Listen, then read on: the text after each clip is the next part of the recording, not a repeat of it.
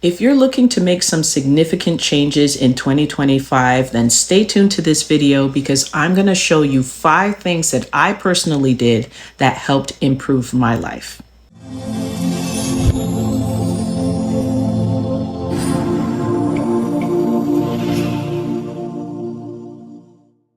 Hey sis, welcome back to The Better Version. And if you're new here, I'm Corey, and I help women just like you become who God has created them to be through healing, self-discovery, and purpose. So I don't want to waste any time. I want to get right into the 5 things that I've personally done within the last 12 months that have improved my life significantly. And we're going to start with the first one, which is changing my eating habits. So in order to understand why today I'm a vegetarian, we'll have to go back a little bit into the past. So growing up, I was never really much of a meat eater or a chicken eater. I was more fruits and vegetables. My nickname was Rabbit. And one of my cousins used to tease me and call me Rabbit because that's all I would ever eat is just pretty much salads and stuff of that nature. But then fast forward a little bit to last summer when I went to go visit my mom. I think it was the only time in I don't know how many years I've consumed so much meat and chicken in 1 week. And on my return home, I felt so ill and so sluggish for the days to come afterwards that I made a decision right there and then that that was the last time I would have ever consumed any red meat or any chicken. Pork, I had sworn off for years now, and so I don't even touch the thing. But it was to say that the consumption of meat and chicken was doing something really weird to my body, and I pay attention to my body quite a bit. So I decided, you know what, if I'm not having a really good reaction to this, maybe this is my body telling me that it cannot take it anymore.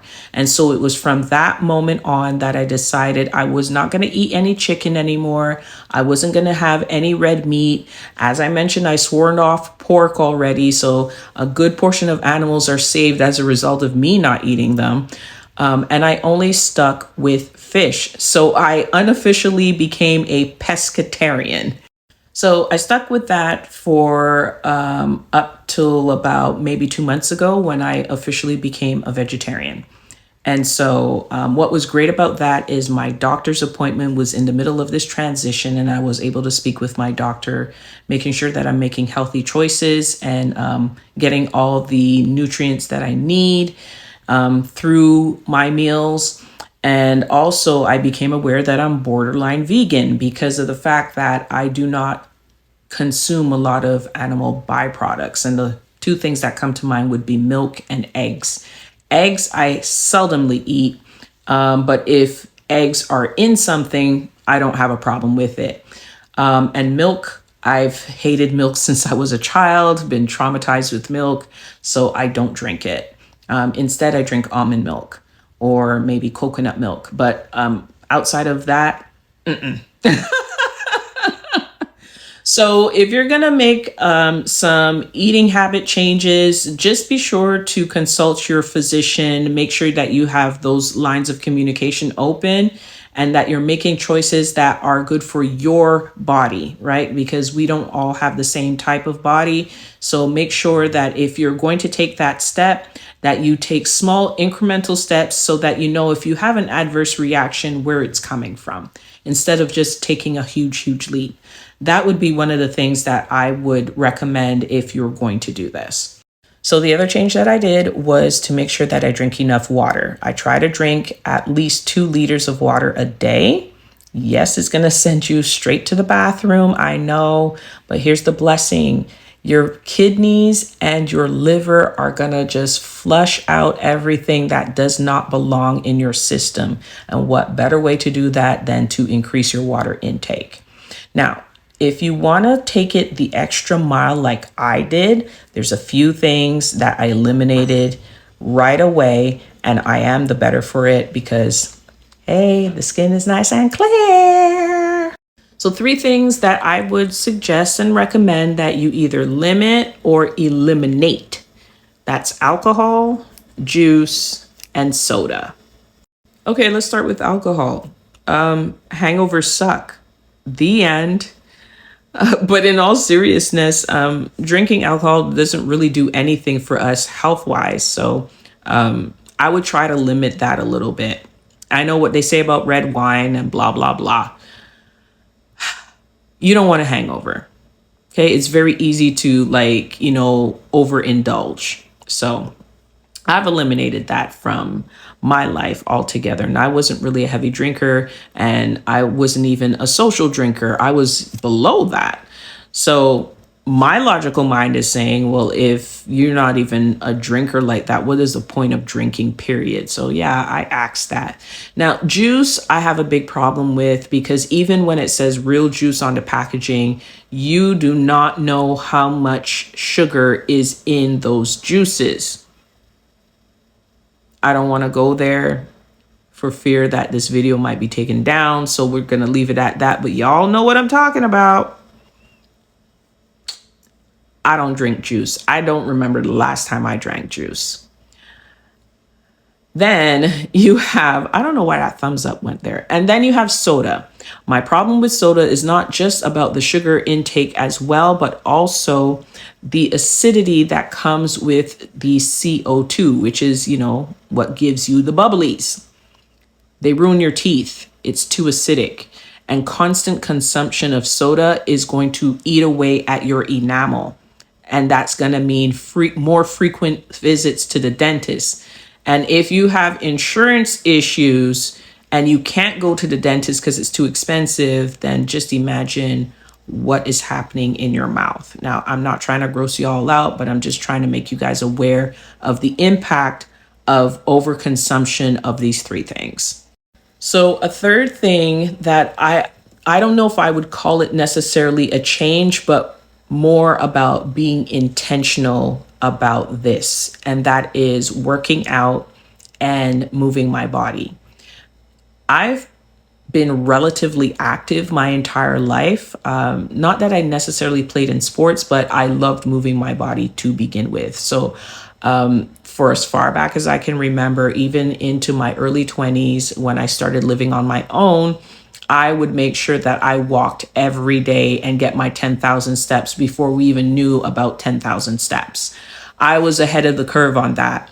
I was super duper skinny and athletic when I was a lot younger. And so it was just easy for me to do these things. But as life goes on, you get older, you have a child, a lot of changes physically for me happened. And so with that, I had to get back into the groove of things. And thankfully, I've gotten back into the groove of things, working out regularly, getting my 10,000 steps without even thinking about it, and just making sure that I am not sedentary. The only time that I'd be sedentary would be, say, to do a video like this. But most times I'm moving around, I'm doing something. So that's a change that's very important for everyone. No matter what age you are, you must move your body. Your body is made to move. So either take a walk, start a workout plan if you could, join a team of some sort, but make sure that you're getting some physical activity on a regular basis. It doesn't have to be every day, but say like at least 2, maybe 3 times a week if you can, but move your body as much as possible. Do not sit there on the couch, channel surfing, scrolling, all of the things. Get up, move around a little bit, because that's what your body's made for. So the fourth thing that I've implemented, and this I cannot overstate enough, getting adequate rest. Sis, put down the phone. Okay? If you've got to be up at 6 a.m., there's no reason why at midnight you should still be holding your phone with the backlight in your eye. Put it down. You're not missing anything. Your body needs rest. Your mind needs rest. One of the coolest things about iPhone right now is that they've got this focus app, if you will. We wouldn't even call it an app, just call it an option. A focus option where you can set up your bedtime. I wake up at 5 a.m. What is 7 or 8 hours away from 5 a.m.? Oh, it's this time. This is the time I'm supposed to go to bed. Bet. I said it. And then you know what's even cooler about that is that 45 minutes before, if I'm not mistaken, my phone shuts down. It goes on do not disturb because this is the time that I'm supposed to wind down before my actual bedtime. So no more notifications, no more ringing of the phone, no more nothing. I get ready for bed and then I go to sleep. Whatever's popping at 9:05 gonna pop without me. If it's necessary to check out, I'm gonna check it out tomorrow. If it ain't there tomorrow, oh well, too bad, so sad. Can't care about something that I didn't have knowledge of because my phone was already dimmed to begin with. Stop going through this FOMO phase. You're not missing out on anything. The only thing you're really missing out on is adequate rest. So give it to yourself because your body needs it, your brain needs it, so that you can perform at a high level. Most people underperform, become irritable, and lack concentration because they don't get adequate rest. Go to bed. So the fifth thing that I implemented into my life that has helped me tremendously is waking up early.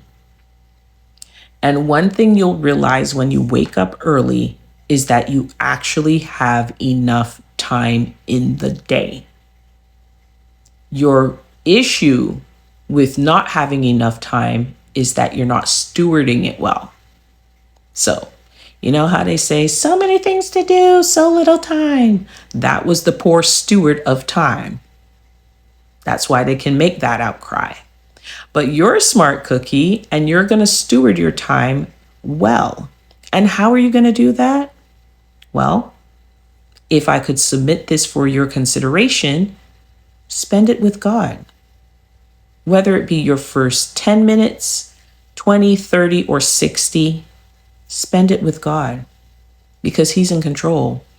And when you spend it and dedicate it to God, your waking moment, instead of your phone, instead of Instagram, Facebook, or TikTok, what a world of difference it's going to make as your day progresses.